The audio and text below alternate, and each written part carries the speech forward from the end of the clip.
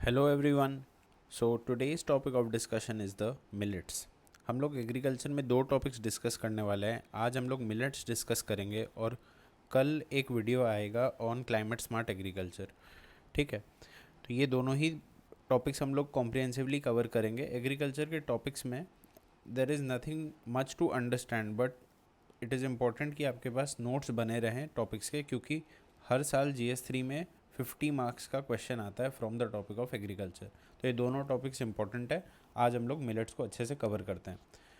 Millets में भी हमें जैसे नोट्स अपने बना के रखना है 1 पेजर, तो उसमें हमने यहाँ पर जो कोशिश किया है कि आपको बेसिक्स मिलेट्स हैं क्या, क्यों हमें पढ़ना ज़रूरी है, some facts related to the topic of millets, किन कंडीशंस में मिलेट्स ग्रो करता है बहुत अच्छे से, कीवर्ड्स जो कि हमें अपने आंसर्स में लिखने से हाफ अ मार्क एक्स्ट्रा मिल सके, वो हम लोग डिस्कस करेंगे। Benefits of millets from the stakeholder perspective, the challenges both from the supply side and the demand side हम लोग कवर करेंगे। गवर्नमेंट के इनिशिएटिव्स जो लिए गए हैं in the promotion of millets, and finally the way forward, वो भी हम लोग supply side and demand side measures को देखते हुए इस टॉपिक को कॉम्प्रिहेंसिवली कवर करेंगे। So the context, why do we need to study about millets in the first place? 2023 has been declared as the International Year of Millets by UN, ये आप सबको पता होगा। एंड रिसेंटली भी एक laser important context आप समझ सकते हो, that a song has been nominated which features our Prime Minister for the Grammy Awards in the Best Global Music Performance category।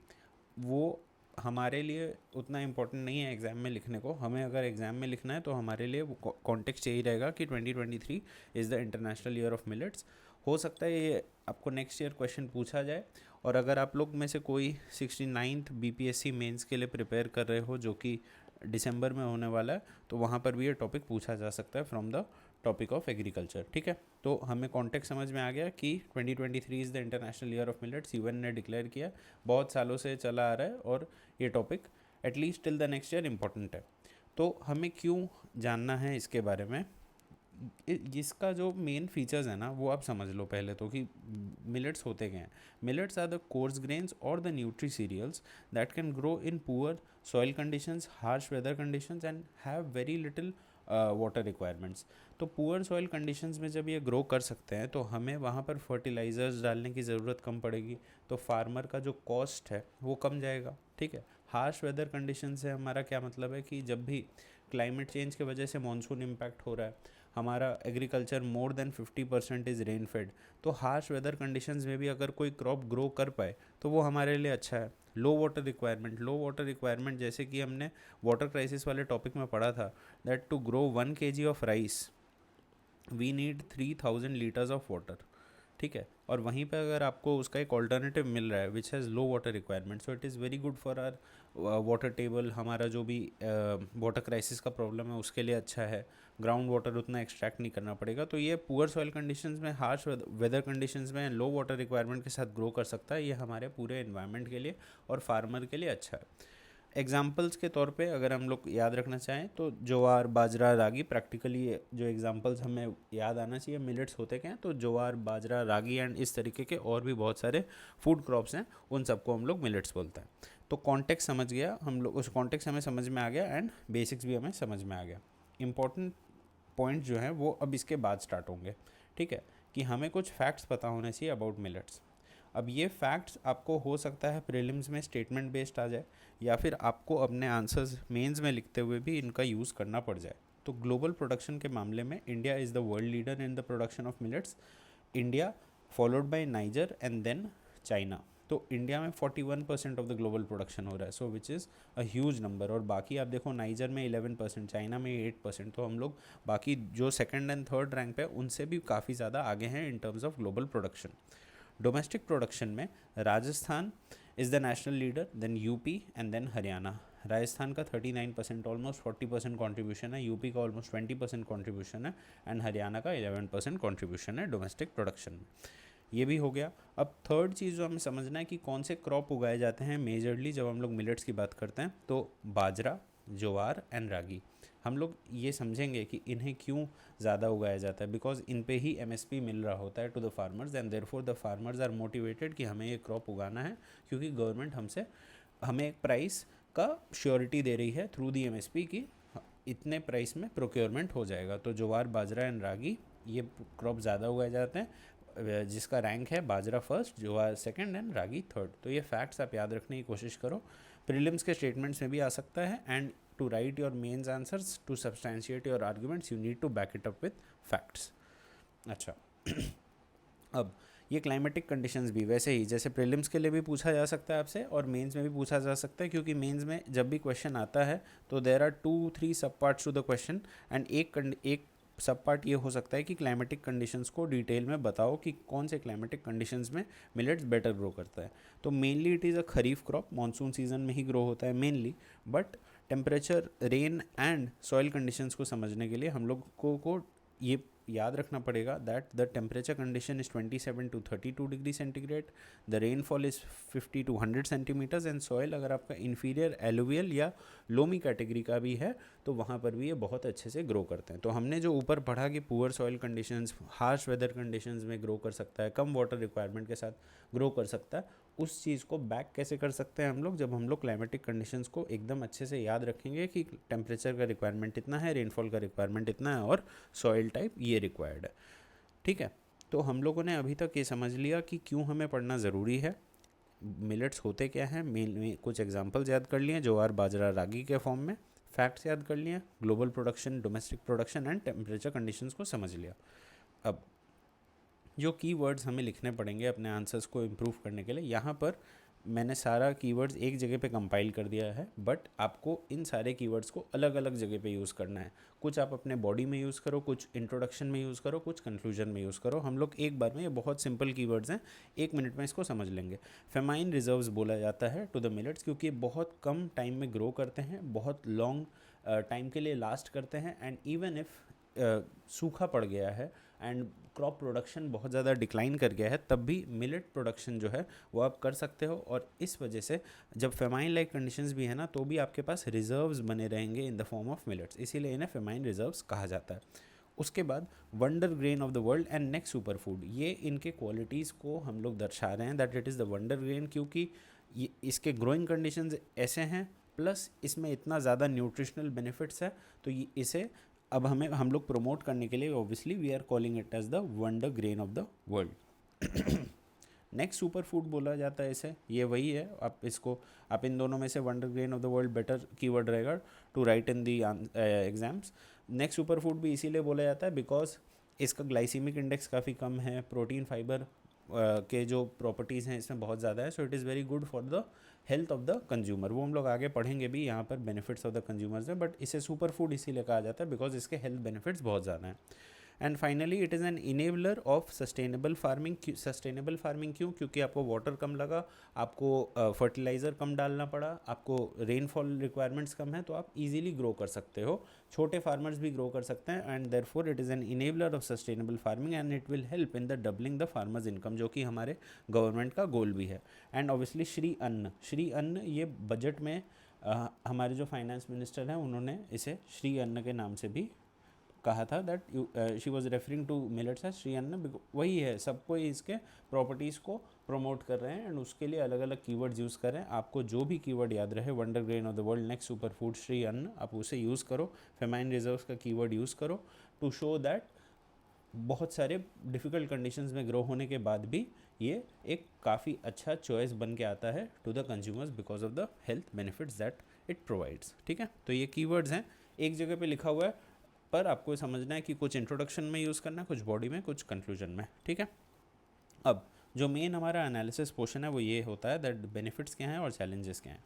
अब जैसे कि आपको पता है एग्रीकल्चर का टॉपिक्स बहुत सिंपल होता है, इसमें बहुत ज़्यादा कुछ समझने को नहीं होता है, therefore the questions will be simple and आपसे डायरेक्टली पूछा जाएगा पॉजिटिव्स या बेनिफिट्स या why we should promote millets, इस तरीके से पूछा जाएगा। आप वहाँ पर अगर 1 2 3 4 5 करके लिखोगे ना तो बहुत ज़्यादा सिंपल लगेगा। वहीं पर आपको ये स्टेक होल्डर अप्रोच, जिससे बहुत सारे टॉपर्स रिकमेंड करते हैं, दैट स्टेक होल्डर अप्रोच से अपने आंसर्स को लिखो, पेस्टल अप्रोच से अपने आंसर्स को लिखो। हमने वाटर क्राइसिस वाले टॉपिक में ये पढ़ा था कि पेस्टल अप्रोच कैसे लगाना है, तो यहाँ पर हम लोग ये सीखने वाले हैं कि स्टेक होल्डर अप्रोच को कैसे लगाना होता है। कोई भी टॉपिक जो कि सिंपल होता है उसमें जनरल आंसर्स को थोड़ा सा स्टैंड आउट कराने के लिए इस तरीके से स्ट्रक्चर बनाओ एंड फार्मर के लिए क्या बेनिफिट्स है देख लेते हैं।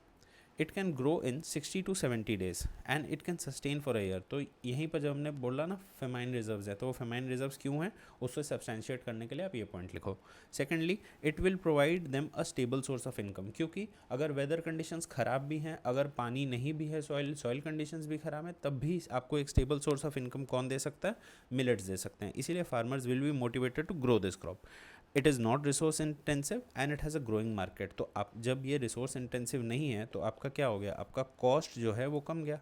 And when it has a growing market, तो आपका जो डिमांड है ऑफ द मिलेट्स, जब वो इंक्रीज़ हो रहा है तो यहीं से तो प्रॉफिटेबिलिटी आएगा ना। So it will provide the farmers a stable source of income, it will help them in doubling the farmers income. Government का भी टारगेट्स मीट हुआ एंड फार्मर के लिविंग कंडीशंस भी इंप्रूव हुए। कंज्यूमर के लिए क्या बेनिफिट्स है, इसके लिए मेनली हैं health benefits. Health benefits in the form of having high protein and fibre content. आपको पता होगा जब हम लोग food grains like rice and wheat consume कर रहे हैं उसमें कार्बोहाइड्रेट कंटेंट ज़्यादा होता है। तो जब हमें उनका ऑल्टरनेटिव्स ढूंढना है तो हम लोग चाहते हैं कि फाइबर कंटेंट ज़्यादा रहे, प्रोटीन कंटेंट ज़्यादा रहे। तो when something provides us with that, तो वो डेफिनेटली कंज्यूमर्स उसे यूज़ करना प्रेफर करेंगे। तो it has a high protein and fibre content and it is gluten free. कुछ लोग ग्लूटेन इंटॉलरेंट होते हैं तो उनके लिए भी अच्छा है। And obviously it has a low glycemic index, जिसके लिए अगर कुछ डायबिटिक पेशेंट्स भी हैं तो वो लोग भी इसे यूज़ कर सकते हैं। आपको पता होगा डायबिटिक पेशेंट्स को रिकमेंड किया जाता है that you cut down on your carbohydrate content. तो जब आप लोग मिलेट्स कंज्यूम करोगे तो वो आपके हेल्थ बेनिफिट्स का काफ़ी ध्यान रखेगा। तो कंज्यूमर के तरीके से बेनिफिट्स ये हो गए।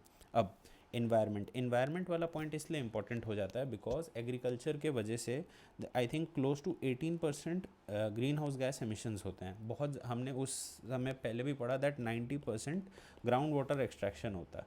ठीक है, तो ये जब हम लोग दो फैक्ट्स को अपने दिमाग में रख रहे हैं कि एनवायरनमेंट को भी बहुत ज़्यादा इम्पैक्ट पड़ता है ड्यू टू एग्रीकल्चर, तो अगर something can help us in growing the crops in a sustainable manner, तो वो हम लोग प्रमोट करने की कोशिश करेंगे, गवर्नमेंट भी उसे प्रमोट करने की कोशिश करेंगे। So the millets have a low carbon footprint and they also help to maintain the soil fertility, क्योंकि आपको बहुत ज़्यादा बार बार पेस्टिसाइड्स, फर्टिलाइजर्स, सॉइल एनरिचमेंट के लिए मटेरियल डालने की ज़रूरत कम पड़ रही है। एंड तो आप क्या कर सकते हो, आपका सॉइल फर्टिलिटी जो नेचुरल रीजनरेशन है उसे इम्प्रूव करेगा एंड सॉइल फर्टिलिटी रिटेन होगा एंड कार्बन फुटप्रिंट भी कम हो जाएगा। ठीक है, तो बेनिफिट्स को समझने के लिए divide it into the stakeholders. Stakeholders क्या हैं, फार्मर खुद जिसे वो प्रोड्यूस को बेचेगा यानी कंज्यूमर, और जब वो उगा रहा होगा तो इन्वायरमेंट भी एक बहुत इंपॉर्टेंट फैक्टर है। तो स्टेक होल्डर अप्रोच से हमने समझ लिया बेनिफिट्स क्या हैं मिलेट्स के। उसी तरह चैलेंजेस है ना, चैलेंजेस भी हम लोग supply side and demand side के तरीके से समझेंगे। सप्लाई साइड में क्या होता है दैट इंडिया में rice wheat cropping pattern is predominant. UPSC mains में आई थिंक 2020 में क्वेश्चन भी आया था दैट इसके नेगेटिव्स क्या हैं। खैर ये क्वेश्चन तो बहुत बार डिफरेंट फॉर्म्स में आता है। तो हमारा जो एग्रीकल्चर पैटर्न है वो राइस और व्हीट डोमिनेंट है, क्योंकि इसके ओपन प्रोक्योरमेंट होता है, गवर्नमेंट इसका एमएसपी अनाउंस करती है well in advance and MSP को हर साल इंक्रीज़ करने की कोशिश करी जाती है। तो फार्मर्स आर मोटिवेटेड कि वो लोग राइस और वीट ही उगाएंगे। तो when we have a rice and wheat cropping pattern in India, तो यहाँ पर मिलेट्स के तरफ फार्मर्स को ले जाना मुश्किल होता है। तो ये एक सप्लाई साइड चैलेंज हो गया। Secondly, the area of cultivation has actually halved since 1996। ठीक है, तो ऑलमोस्ट अगर आप रफली 25 ईयर्स लगा लो, the area of cultivation has half, मतलब 50% कम हो गया। सो इतने हम लोग बेनिफिट्स की बात कर रहे हैं मिलेट्स के कि फार्मर भी बेनिफिट करेगा, कंज्यूमर बेनिफिट करेगा, एनवायरनमेंट बेनिफिट करेगा, बट अगर हम लोग ग्राउंड रियलिटी देखने जाएँ तो एरिया ऑफ कल्टिवेशन कम रहा है। ठीक है, ये बहुत अच्छा पॉइंट है, इसको आप ज़रूर से लिखो। Thirdly, it requires a lot of processing. जब आप इसे ग्रो करते हो ना तो इन्हें कोर्स ग्रेन्स भी कहा जाता है। ठीक है, कोर्स ग्रेन्स भी कहा जाता है और बहुत ज़्यादा प्रोसेसिंग की ज़रूरत पड़ती है और प्रोसेसिंग इंफ्रास्ट्रक्चर इंडिया में कम है। तो when something requires multiple processing, obviously उसे प्रोड्यूस करना मुश्किल हो जाएगा। तो ये भी हो गया एक supply side challenge.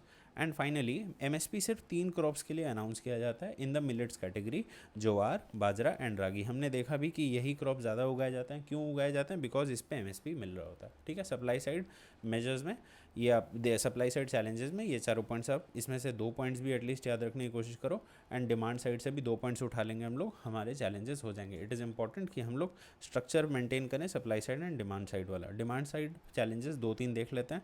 There is a lack of awareness, consumers को पता ही नहीं है न्यूट्रिशनल बेनिफिट्स के बारे में अबाउट मिलेट्स, एंड ब्लाइंडली हम लोग राइस वीट यही सारा कंज्यूम कर रहे होते हैं. वैसे ही हमारा फूड हैबिट्स को चेंज करना मुश्किल है, क्योंकि हमें आदत है राइस खाने की, वीट खाने की. तो अब हमें कोई अच्छा हेल्थ बेनिफिट वाला प्रोडक्ट्स भी ला के देगा. सो हमारा जो टेंडेंसी है, हमारा इनर्शिया हमें अलाउ नहीं करेगा कि हम लोग स्विच करें टू मिलेट्स. वैसे ही and also it is considered as inferior grains. तो जब आपका इनकम बढ़ता है, you shift from these coarse grains to rice and wheat, इस तरीके के फूड प्रोडक्ट्स के आप चले जाते हो, बिकॉज माना जाता है दैट दीज आर इन्फीरियर. ठीक है, तो इसी वजह से ब्रांडिंग बहुत ज़्यादा इंपॉर्टेंट हो जाता है. तो डिमांड साइड चैलेंजेस में अवेयरनेस कम है, it is considered as inferior, and food habits जो हैं they are difficult to change. ये हो गया हमारा challenges basic supply side and demand side का. अब जो स्टेप्स लिए गए हैं गवर्नमेंट आपको पता होगा बहुत सारे स्टेप्स लेती है ताकि मिलेट्स का प्रोडक्शन जो है बढ़ सके. Even in G20 there was a G20 lunch जो कि मिलेट्स थीम पर था. तो बहुत सारे और भी चीज़ें करी गई हैं. हम लोग यहाँ पर 5 पॉइंट्स लिखे हुए हैं, पाँचों याद रखने की कोई ज़रूरत नहीं है, आप 2-3 याद रख लो, it will be sufficient. 2018 was declared as the national year of millets. In the one district one product initiative, जो आपको पता होगा government is trying to promote अलग अलग डिस्ट्रिक्ट्स में अलग अलग प्रोडक्ट्स का स्पेशलाइजेशन हो सके. So there are more than 25 millet focus districts in the one district one product initiative that has been launched by the government.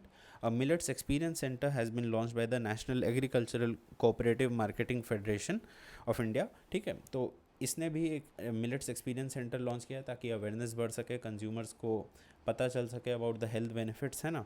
और ये जो बॉडी है ये क्या करती है, ये कोऑपरेटिव मार्केटिंग को बढ़ाने की कोशिश करती है. ठीक है, तो मिलेट्स एक्सपीरियंस सेंटर के थ्रू कंज्यूमर को अवेयरनेस, कंज्यूमर एक्सपीरियंस को बढ़ाया जा सकता है, जिससे कि अडॉप्शन बढ़ सके, डिमांड जो है वो इंक्रीज़ हो सके. उसी तरह से it has been included in the Poshan Abhiyaan. Poshan Abhiyaan के थ्रू हम लोग जो हंगर, मेल न्यूट्रिशन का चैलेंज है इंडिया में, उसे डील करने की कोशिश करते हैं. तो जब मिलेट्स के इतने सारे हेल्थ बेनिफिट्स हैं और हम लोग उसे पोषण अभियान में लेके आएंगे, एक चिल्ड्रन जब उसे अडॉप्ट करेगा, धीरे धीरे उसके फूड हैबिट्स यंगर एज में सेट करना इजी है. तो हम लोग पोषण अभियान के थ्रू न्यूट्रिशन भी प्रोवाइड कर रहे हैं और उसके फूड हैबिट्स को भी धीरे धीरे बचपन में ही चेंज करने की कोशिश कर रहे हैं. तो it has been included in the Poshan Abhiyaan. And finally millets mission, states ने भी, बहुत सारे स्टेट्स ने भी लॉन्च किया, लाइक असम, उड़ीसा, छत्तीसगढ़. ये लोग ये चाह रहे हैं दैट मिलेट्स का प्रोडक्शन अपने स्टेट में बढ़ा सकें. फार्मर को मोटिवेट कर रहे हैं बाय इंसेंटिवाइजिंग देम कि वो लोग मिलेट्स के प्रोडक्शन को बढ़ाएं. सो 3 स्टेट्स हैं, असम, उड़ीसा, छत्तीसगढ़. और भी स्टेट्स हैं, अलग अलग स्टेट्स अलग अलग लेवल पे इनिशिएटिव्स लेकर के आ रहे हैं. मुझे ये पॉइंट अच्छा लगा, तो आई हैव इंक्लूडेड दिस कि millets mission has been launched by a lot of states, namely Assam, Orissa and Chhattisgarh. Finally way forward discuss करना ज़रूरी है, बिकॉज जो चैलेंजेस हैं वो अभी तक मीट नहीं हुए हैं. गवर्नमेंट ने स्टेप्स तो लिए हैं, लेकिन अभी भी सप्लाई साइड और demand side challenges remain. First of all we have to look at the supply side challenges, और वहाँ पर हमें ये देखना पड़ेगा that we should increase the coverage of these millets under the MSP regime, है ना. अगर हम लोग MSP देंगे इन क्रॉप्स को उगाने के लिए, so the farmers will be motivated कि हाँ हमें ये क्रॉप भी उगाना है, हमें रेस्ट्रिक्ट नहीं करना है टू राइस एंड वीट. तो increase the coverage under MSP for adoption. Promote new age startups in the sector. हमें पता है कि एग्री टेक स्टार्टअप्स बहुत ज़्यादा ग्रो कर रहे हैं इंडिया में. एक एग्जांपल है उसका डी हार्ट, और भी बहुत सारे हैं. बट अगर हम लोग मिलेट्स सेक्टर में प्रमोट कर सके स्टार्टअप्स को एक्सपोर्ट करने के लिए, या फिर प्रोडक्शन प्रोसेस को ईजियर बनाने के लिए फॉर द फार्मर, तो वो सारा हमें प्रमोट करना चाहिए. डिमांड साइड में हम लोग ये देख सकते हैं कि ब्रांडिंग को अगर हम लोग इम्प्रूव कर सकें, तो new consumer at least who are more aware, वो लोग एटलीस्ट अडॉप्शन को स्टार्ट करेंगे एंड फूड हैबिट्स को भी धीरे धीरे बदलेंगे. इसीलिए ब्रांडिंग, पैकेजिंग, इन चीज़ों पे मदद करना, इन चीज़ों पे वर्क करना चाहिए. उसी तरीके से हमें वही ऑब्वियसली वो जो कैंपेन्स हैं उनके थ्रू हेल्दी लाइफस्टाइल का प्रमोशन, ईट राइट मिशन हम लोगों ने शुरू किया. तो उन सारी चीज़ों से हम लोग बेसिकली अवेयरनेस को इंक्रीज़ कर सकते हैं और कंज्यूमर को बता सकते हैं that it is good for you if you are a diabetic patient, it is good for you अगर आप ग्लूटेन इंटॉलरेंट हो. इस तरीके की चीज़ों से हम लोग हेल्दी लाइफस्टाइल को प्रमोट करते हुए डिमांड को बढ़ा सकते हैं. ठीक है, तो मिलेट्स में हमने जो जो कवर किया, आपको कॉन्टेक्स्ट पता होना चाहिए, फैक्ट्स पता होना चाहिए, climatic conditions. Don't avoid learning these data, because कई बार specific questions get asked in the prelims में. तो पूरा अच्छे से ही स्पेसिफिक क्वेश्चंस ही पूछे जाते हैं. इवन इन द मेंस आपको एकदम प्रॉपरली पूछ लिया जाएगा कि क्लाइमेटिक कंडीशंस को डिटेल में बताओ, तो वहाँ पर आपको ये लिखना पड़ेगा, ठीक है। There it will not be sufficient कि आप सब्जेक्टिव वे में लिख रहे हो, ठीक है। तो try to learn this data. Keywords को आप अलग अलग जगह पे यूज़ करना। बेनिफिट्स को हमने बता ही दिया स्टेक होल्डर पर्सपेक्टिव से, फार्मर, कंज्यूमर और एनवायरनमेंट पर्सपेक्टिव से। चैलेंजेस को भी सप्लाई साइड, डिमांड साइड, इस तरीके से सोचना शुरू करो। अलग अलग टॉपिक्स के बारे में स्ट्रक्चर बना के सोचना शुरू करो, specially in simple topics like agriculture, ठीक है। स्टेप्स टेकन भी देख लिया और वे फॉरवर्ड को भी सप्लाई साइड, डिमांड साइड से कवर कर लिया। तो ये टॉपिक हमारा अच्छे से कवर होता है इसके through. I hope this was useful. I will see you in the next video. Thank you.